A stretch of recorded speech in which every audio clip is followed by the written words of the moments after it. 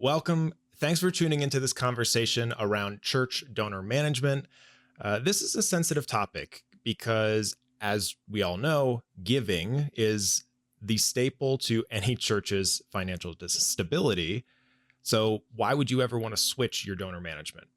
Well, that's what we are here to talk about today because switching solutions is not a decision to be made lightly, but it could be the decision that shapes the future of your church.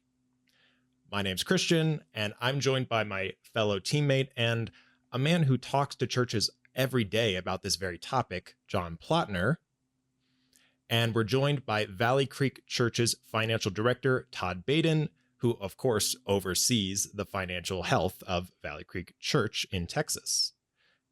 Thank you so much for being here, Todd. How's it going? Yeah, doing well. I'm excited to contribute, and it's good to see you guys again. Yeah, man. Let's just start and establish some context here. How many people attend Valley Creek Church across all the physical campuses and online? Yeah, so we've got four physical campuses. We're actually getting ready to break ground on a fifth campus here in the fourth quarter of 2023, specific for university students here in North Texas. And we've got about 4,100 adults that would join us on a weekend in those physical campuses, and then about 1,000 kids. And then we, of course, also have an online campus because you can't be post-COVID church without online campus. And so we'll have about 1,300 people join us on a Sunday, through our online campus. And then maybe about another 1,000 that will engage throughout the week. So that, with our online campus, making that digital throughout the week. So about 2,300 people total kind of engage in our online campus. Okay. So that's a lot to manage, right? There's a lot of people, a lot of campuses. For donor management, what was the moment when Valley Creek said, "Hey, our old donor management system, it's just not keeping up. It's just not doing it." What was that realization, that moment of realization for you guys? I don't think it was so much of a lightning bolt, where it got cracked down. It was like, oh, we need something different. It was really like kind of a sunrise. I would say, I mean, even when I first came to the church, 12 years ago, my initial thoughts about the current donor, system was feels antiquated, isn't as easy. Asked my wife, hey, how do we get there again to give our gift? But then coming on staff about 6 years ago, it was just kind of a known, aspect of, hey, we have to improve it. We've got to, take some ground in that area. And so it probably took a few years, even just being on staff, to kind of, get to a place of like, hey, we really need to make some, modernization. How do we make this easier for donors? And so kind of at the same time, we were asking the same questions on our church management software, that we were having, issues and things that we'd like to do, but couldn't do because we didn't have the right software. And so once those two things kind of came together, it became really kind of a consensus and a unity at that point in time, is like, let's go ahead and start evaluating the right partner for us going in the future.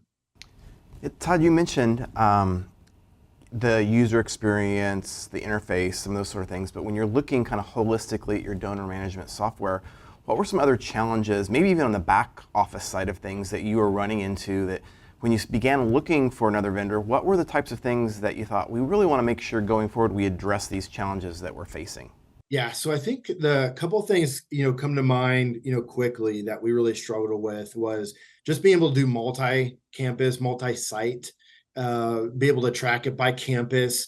We were able to do those things in our old system, but it was really required a lot of manual aspects on our part. So, because you just kind of, work with what you have. And so just required a lot of, external manual, processes for us to be able to do that. And then we also really wanted to be able to have an opportunity for people to give a lot easier in a mobile environment. And so our previous system basically made that not necessarily impossible, but it was fully URL based, and really no different experience than going online through a website, just in a smaller view. And so just being able to take some ground in that mobile environment was really a high, priority for us. Again, just trying to make it easier for our donors. And now in just this day and age, people live on their phones, their life are on their phones. So how do we make that easy for people to give in a mobile environment? We're probably the two biggest things that we really want to take ground in, specifically with our donor, system. You, having been working in a church for 6 years, and corporate environment I know before that as well, anytime you introduce change, it introduces some fear. So pull back the curtain, if you will, just for a minute. And what were some of the, when you start having the conversation about, hey, we're thinking about switching not only our donor management system, but our CHMS platform as well, that people begin to react. And so what were some of the fears that you were hearing from maybe your staff members, but also maybe if congregants were aware as well, or some of the fears that you were facing when you introduce a change of this magnitude? Yeah, that's a great question. I'm not sure I would really, for us, probably use the word fear. Mainly because all the decisions that we make here at Valley Creek are just done in unity. And so that's actually one of our highest values, is that we pursue unity with everything that we have. And there really isn't any big decisions that we make that really isn't, there's just some, sense of unity around it. And so again, just kind of since this was a sunrise, type, long-term, just kind of everybody was in the same mind space of hey, we need to make a change. And so I think everybody was already in unity when we really kind of ended up having a champion to kind of move it forward. Was that we were looking forward to it. And so I think there wasn't so much the fear of making the change. Mm-hmm. I think though, just even the essence of your question though, of what are concerns, things that we wanted to make sure we managed well, was just to make sure that this wasn't something that we invested heavily in and then rolled it out poorly. And then we had, low adoption either by our staff or by our church. And so I think probably the greatest strategy that we used to kind of combat that concern was that we actually used a task force to make the evaluation. And so basically we in the past, when we've done some system, evaluation, we had everybody and anybody in the room, and you'd pack 40 people into the room, and see a demo. We did a different strategy this time of just the key stakeholders and basically kind of the leaders of those spaces. So the leader of our kids space and the leader of our students and leaders of our next steps, kind of our groups and our serve teams. And so we ended up having 9 total for our task force. And so what that did was made sure that we had the right voices in the room, but we didn't have too many voices in the room. And then also gave an opportunity for all of our ministries to be heard and feel like, and not just feel like, but actually be involved in, that evaluation and, selection process. And so I think that ended up being a really big strategy for us that worked really well. Everybody felt like they had a voice. And so the rollout then became, their own adoption. It wasn't being pushed onto them from our central team. Everybody kind of had a voice in one way or the other. So I think that really helped us roll it out pretty well. Yeah, full transparency, Todd, you and I worked together during that process. And so thankful too. I think one of the things that was most impressive is exactly what you just talked about, because working with churches, I've seen the extremes of one person makes a decision and tells everyone this is what's going to happen, how it's going to go. Actually, I came from a church that did that, and you can imagine how that went. And so we had some work to do behind the scenes to get everyone on board. The opposite extreme is everyone has a voice, and I love the fact that you were very strategic about pulling key stakeholders in. I think that's one of the biggest learnings I think that folks could take away from today. So once we got into it and we started moving through that change, everybody's maybe on board until we get into their area, and it does require a process change or system change. How did your staff react? And maybe kind of rewind back to that time, particularly those that were impacted where they actually had to make a significant change in process as a result of this. How did your staff react to that, and how did you guide them through that? Yeah. Just kind of rewinding the clock. I just remember going through it. And once we've kind of rolled it out, we've just been blessed with some really great strategic operational thinkers, even in our actual local ministries. And so for them to be able to just kind of pull together, here's how we feel like the process would work well based off of the information that we're learning, how to use, Pushpay and, the church management system. So they already kind of came into, perspective of being able to like, here's the right process. And I mean, I just remember having comments, one after another of like, we should have done this a lot sooner, and that we couldn't do what we do now with these new processes with the old system. And so I think, again, just having some of those quick wins where it's like, here are the things that we've been trying to do that we now can do, and here's how to do it, really helped any of those, processes, whether it's on the donation side or the, church management side. When you have some of those quick wins, when people can see like the value just really right away, it almost gives you a little bit of an accelerant to make those process changes where people actually want them versus being resistant to them, because they can actually tangibly see the value. Again, we saw that on the donation side where like really quickly it was easier for our people to give. And so you don't even have to like explain the why. It's just like everybody can really see it. Makes any of those adoptions a lot easier when you can kind of highlight those quick wins. Yeah. I love that. One of the things you said is, I wish we would have done this earlier. That was the feedback you were receiving. Looking back on that now, if you were giving advice to someone, when do you make that decision? Because you can move too quickly and not be thoughtful enough, and you can also wait too long. Kind of looking back now, what would you advise someone what's the right time to make a decision like this? I think what delayed us in making any of our decisions on changing from our donation system and our church management system was there was a lot of pockets of, I have an issue here and I have an issue here, and I wish I could do that, and I wish this was easier. But we didn't actually have like a single champion, for it. And so, and I guess this is the way I'm just, trying to describe it is, until you kind of put those all into a basket and see all of the different things kind of all at once. I think that's what delayed us, and to be like, oh yeah, we actually need to make a change in our donor system. We actually need to make a change in our church management system, because we can kind of get into that rhythm of like, oh, we'll just do a manual workaround and then do a manual workaround and do a manual workaround. And so you kind of you just make it happen. And then, but once you see like, hey, we actually have a system that's like limiting us from doing all these things, was really kind of the trigger point, for us. And so I would just kind of, I guess, like the right timing is at like what point do you almost become the tipping point, and just kind of be able to get there maybe a little bit faster with somebody that can kind of see the full picture. And so once we kind of established someone that could really evaluate all the different areas and pull them all together, that made it really easy for us to see it was time for a change. That's fantastic. So we have these clear wins, it sounds like, once you made the switch. The question, I think, anyone watching, anyone who's on the fence right now, I think the one question that they're asking themselves, even though it's not necessarily a black and white question, even though it sounds like one, is, did Valley Creek see an increase in overall giving once they switched over to Pushpay? So the answer to that, unfortunately, is no. But here's why. We transitioned right at the end of 2020. And so, that's, we had literally had opened our campuses right back up maybe a couple of months before.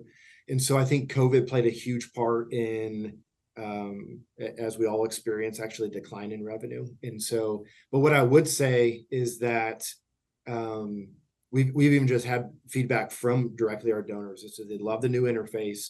It is a lot easier. And so I don't want, I wish I could answer differently, for you, but in the, just kind of reality of it, we went backwards in donations, but, I kind of honestly feel like it could have been a lot worse. And so, but what we did see immediately after adopting Pushpay was a 30% increase in our reoccurring donors. We also had a 10% increase in our ACH donations, which is a cheaper option, for people to give. And so I attribute both of those things directly to Pushpay. because we're able to make reoccurring donations, easier, a default way of giving. Same thing with the ACH. It was a default way of being able to give. And so we've directly seen him just kind of, those direct impacts from Pushpay. Yeah. And no worries. I mean, of course, we all want to say, oh, yes, of course it helped increase revenue. But the fact of the matter is, we're dealing with real life here. We're dealing with the COVID pandemic. And yeah, times were extremely not solid. You had no idea how strong the foundation was. And so, yeah, you didn't see that direct increase. However, you didn't see the potential like pitfall that unfortunately a lot of churches did fall into with COVID being, going all online, everything like that. You didn't see this dramatic downfall because you reduced the friction for the ability to give. I totally agree. And for your customers that are kind of like on the fence thinking about this, I just want you to hear a really like objective response, from where I sit, is that Pushpay has eliminated a lot of the friction that we used to have. And so I would totally agree. And that's not just trying to say what Pushpay wants to hear. It's like, yeah, we've struggled for a long time getting increased recurring donors. And then, like I said, fairly immediately, we're sitting 30% more in recurring giving, which we're not necessarily seeing an increase in the donation amount, but now you do have just that more solid recurring, kind of not guaranteed, but it's like you're able to make better plans off of that. Recurring donors have a much higher retention in terms of staying, a recurring donor. So those things are certainly attributable to the switch. So I have a follow-up to that. So 2.5 years later, when we're recording this, we're into the summer of 2023. Have you seen an increase in giving since then? And what would you attribute that to? Some of the tools that come alongside you with Pushpay? Yeah. So without maybe like getting too specific of the details, Sure. because we do a lot of analysis on these different things. We have a higher per giving amount per household for households that are under a certain amount, and so that kind of tier has grown. But our higher donors that are we would consider our top donors, they're giving less. And so again, just kind of objectively, our overall giving is down, but it's really more attributable to some of our larger donors. Again, we contribute to some of the economics. We've got a high concentration of real estate agents and different commission type people. So we have seen an increase in some of our lower our lower bands, but a decrease in our higher bands. And so that's where sometimes maybe I'm giving too much detail, but it's I want to be able to answer the question just kind of objectively and truthfully. So we're seeing a decrease in revenue, but that's probably more due to other factors than our giving system. So well, and that's a natural kind of thought process. Is with churches and giving, you have all sorts of people attending the church, right? There is no excuse me, there is no segregation of the church. So you have all sorts of people of all sorts of income. And I think, I'm speaking personally from my church, and I think a lot of churches, it's like, yeah, you hopefully rely on those top donors, but you can't always, right? It's sporadic. But the maybe more lower amounts, which tie into the recurring revenue, that's much more consistent, right? Because it's a lower ask, it's more consistent of a gain, so that you, planning for the future, can rely on that versus the spikes, the peaks of they just got a bonus and now they donated more to the church. You can't always count on that. Totally agree. And that's why it's actually is an exciting piece to be able to see that those lower bands are contributing more, but also the consistency. So totally agree with that. Thanks, Christian. Yeah, well, and so I'm curious. It's Sunday morning, we're at church, it's time to open up donations. What does the experience look like for Valley Creek congregants? Yeah. So we're one of the things that from us from just a values perspective is that we actually don't talk about money very often. And so honestly, in the 12 years I've been here at Valley Creek, I think we've had 4 giving series or sermons. And so we don't talk about giving much, but we do at the end of every Sunday, we do a one-liner of here's what we believe about giving. And we believe that's a response to the goodness of God. And if you want to give, you can give online, or you can give on the boxes on your way out and have a great weekend. So it's really quick, but that's how we point people, their options, for giving. And so on a general week, and again, I would attribute this to Pushpay. We've grown about 10% of our online giving. We used to be around 70% of online giving, and so now we'll flow anywhere from 80 to 85% on a month of our giving coming through online, and then that other 10-15% end up becoming 10 to 15% from physical campus giving, and then 10% people send it through the mail. And so that's kind of what it typically looks like. We also have the opportunity for people to give through Venmo, which is just like a little bit of a beta test for us. We're trying to reach the next generation and how they give, and that they really conduct their, commerce, with the digital wallets like Venmo and Apple Cash and things like that. So that's a really small, it's being used, but it's just a little bit of our way to just try to reach the next generation and kind of maybe be ahead of the curve in that type of environment. But yeah, most of our giving comes through online, and that's easy for people to use, and it's very easy for us on the administrative back end. So, Oh yeah, Oh, for sure.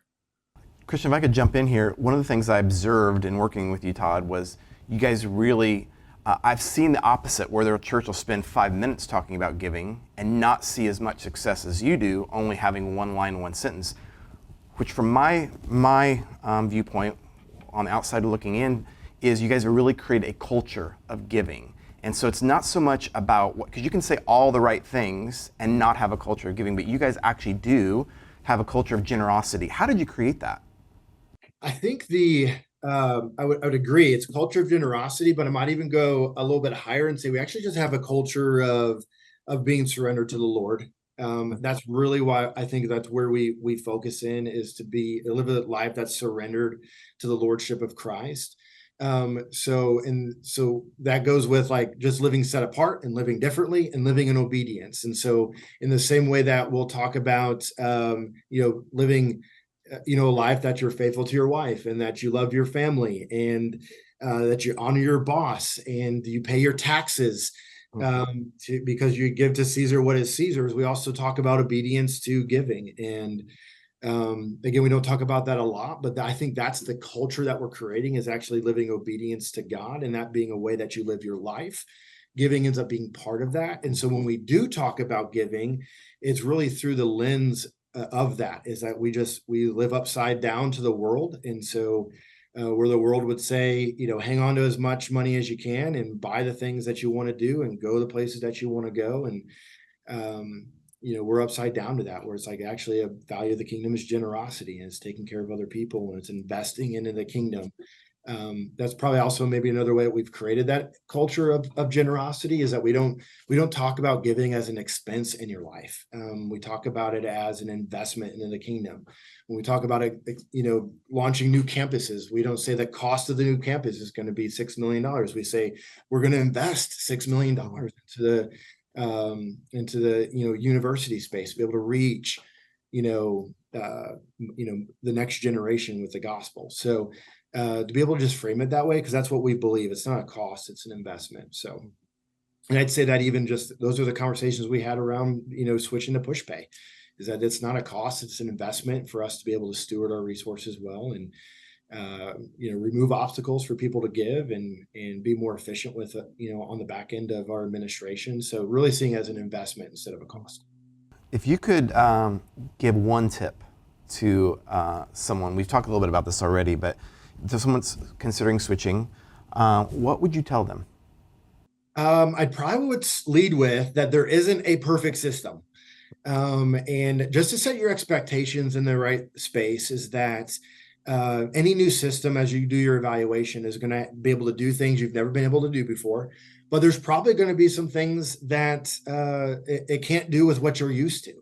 And so I think going into any evaluation process to have the right expectation is that there isn't going to be something out there that fits 100% of what you need, want, like. And so just starting there, because if you go in with the other expectation that, oh, we're looking for the perfect system, you're just not going to find it. And if you think you did, then you're going to end up being disappointed, because you're going to be like, wait, I thought we used to be able to do X, Y, Z. And so just kind of be able to start with that perspective.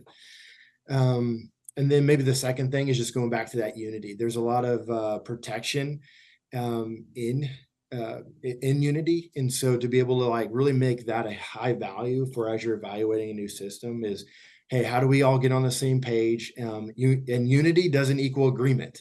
The same way disunity doesn't equal disagreement. That those things, you can agree and disagree in the same space, but still not have unity or have unity. And so just to be able, all have the same vision and the same goal and run after that, together would be the two things I would tell somebody in my position, have those things that's, front of mind. Yeah. And you obviously are looking at multiple systems when you're making those decisions. So ultimately, you said there is no perfect system, which we agree with. We agree with that. We'd love to be the perfect system, but we're not right for every person. But so why at the end of the day did you actually decide on Pushpay as your choice at the end of the day? Yeah. So we actually went through, we had 8 different providers kind of essentially up on a draft board in a sense. But then we developed a list of requirements. And when I say requirements, I mean, we actually rated those as like essential requirements, and then important things, and then like nice to haves. So not requirements in the sense of like, everything on that list was an essential item, but like, what were those things that we wanted the new donor system to do, what we wanted the new church management system to do. So we came up with 150 different items. I think like 40 some of them were on the donor side. And so then we just went through and rated them all, of like, just at this point, we weren't even thinking about the partners. We were just like, here's what we really want to see from a system perspective. So we ranked all those essential, important, and then nice to haves, just to be realistic about the things that we actually needed versus the things that we wanted. And then we were able to take that now objective list and then overlay the partners that we were considering. And really quickly, Pushpay shined. So I went back and looked. Pushpay met 149 of our 150 requirements, and the one that they didn't meet was a nice to have. And so that made it just really easy to be like, we actually didn't demo some of the other products. We did demo Pushpay, both the donor system and church management system, before we really put our eggs in that basket. But it became really clear, going through that requirements process, that there were some things that the other systems and other partners weren't going to meet, and they were essential items. And so it helped us maybe more quickly come to a partner by doing that process, because we knew we weren't going to go with somebody that couldn't meet several of the things that we knew we needed to have. And so that's how we went through that process. Was the onboarding and implementation part of one of those 150 factors that you were looking for? Let me look. Onboarding and implementation. You mean in the sense of like support to get you guys transition from your previous system into the new software? Okay, that actually wasn't part of the 150. Sorry, now understanding your question a little bit better. Really, the 150 was like, what could the system do? Sure. Okay. And then expecting that we would have good implementation and kind of support on the backside. So yeah. So talk to us a little about that. What was the onboarding process like? What was helpful? What did you learn through that journey? Well, I'll say this, that Pushpay by itself, the tool is great. The church management system by itself is great. The best thing in all of this was the implementation, John. So, and I again, I know that you were the one that led us through that. So I'm not just saying this for your benefit. I'm actually expressing my gratitude. because the implementation was the best part of all of this, that you really helped us think through all of the different things that we needed to think through to be able to roll this out well. I mean, I just remember going through, our weekly, implementation calls, and you challenging us to really think about, why do we want to do something, and then let that drive how we do it. And things that we weren't even thinking, things that weren't on our radar. We've got people, here in this organization that's been doing it for a long time. And so, man, we felt really well supported. I mean, I would use the word the implementation was incredible. It was thorough. It was thoughtful. In a lot of ways, took the burden off of our shoulders to think through how to implement, and then you guys walking us through to actually do it. And so, yeah, John, I'm very grateful for the way that that implementation went for us. Just the work that you gave, the clarity, the leadership of it all. So honestly, we wouldn't have been able to do the same level of quality of implementing this for our church without you. So thank you. Well, I appreciate that.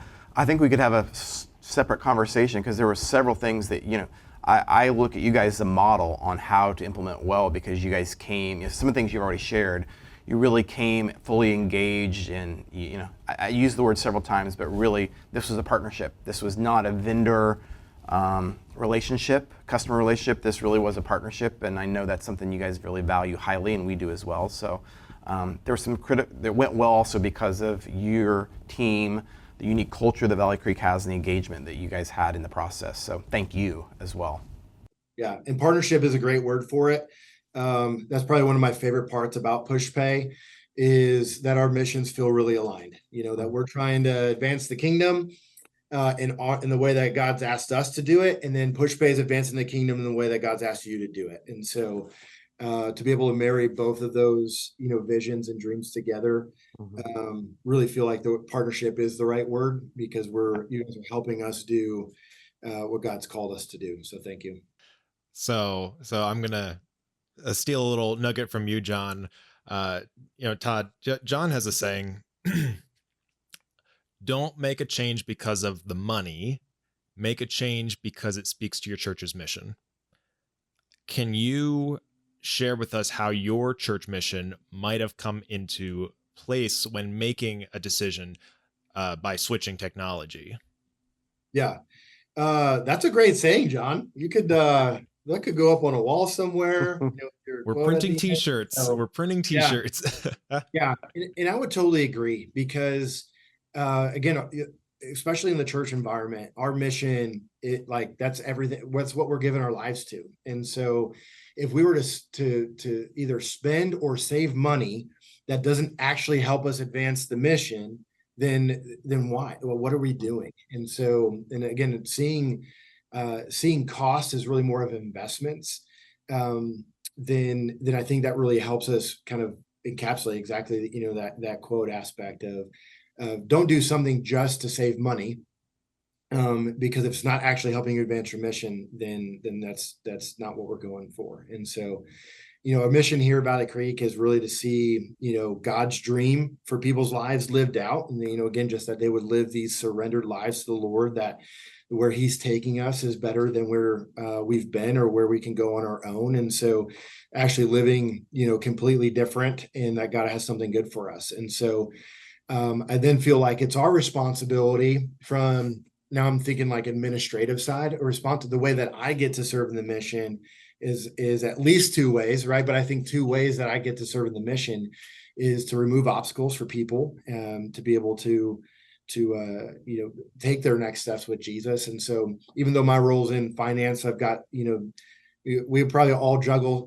some different hats, right? And so, but, be able to just remove obstacles, whether that's making complex things more simple, bring order to chaos and clarity to, confusion, those type of things.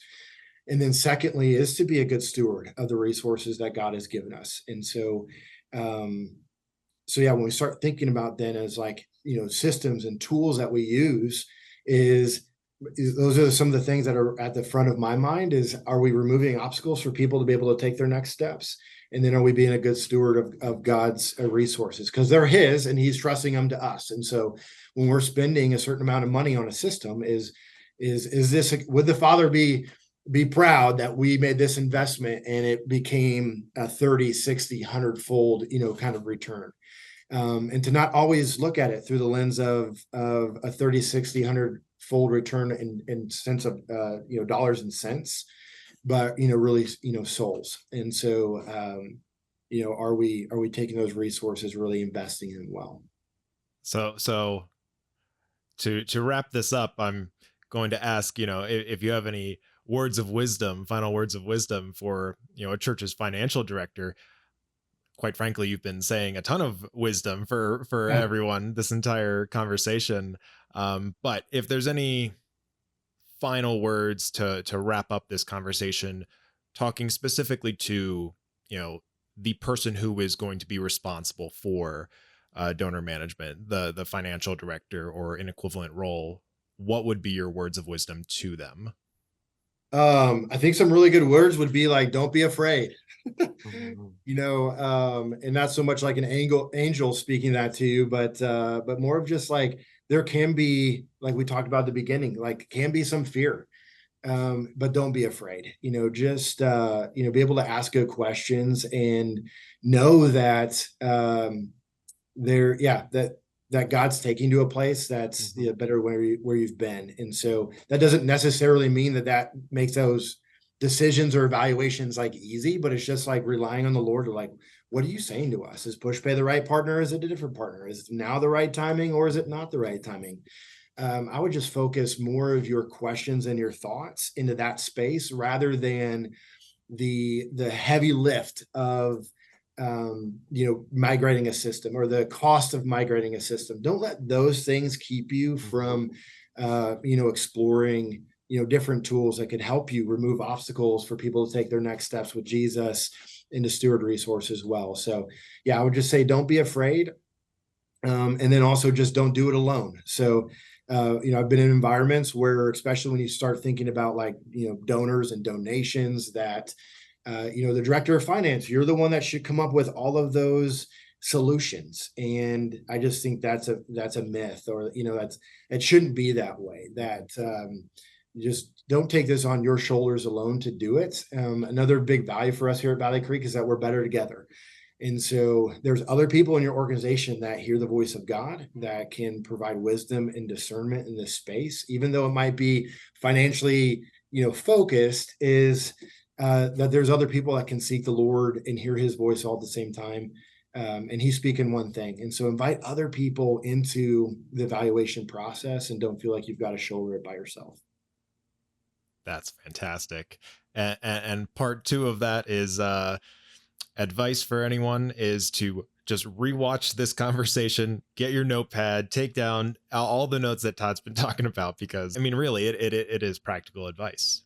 Thank Um, you. so for anyone who has been listening to this conversation and your curiosity has been piqued, if you want to learn more about Pushpay's donor management tools, then you can go book a demo to see if our donor management tools can meet your church's need, can elevate your church's giving. And to do that, just go to pushpay.com/get started. We're going to put the link up here on screen. Or you can just go to our homepage of pushpay.com. You'll see a big button that says request demo. Either way, we'll get you situated. And I just want to thank you so much, Todd, for giving us all your time, your expertise, and thank you, everyone watching. Really appreciate all of your time. And I hope you have a great rest of your day.